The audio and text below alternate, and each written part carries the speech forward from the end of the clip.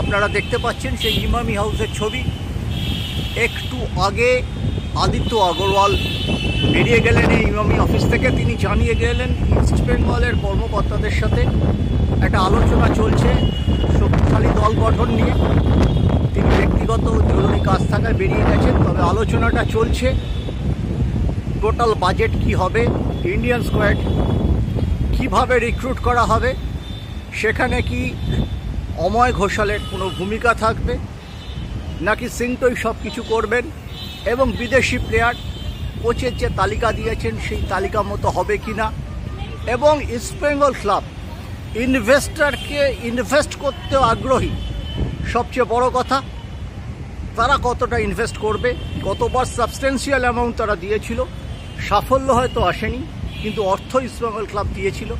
এবার দেখা যাক কি হয়, আমাদের নজর থাকবে, আমরা পরবর্তী আপডেট আপনাদের জানাচ্ছি।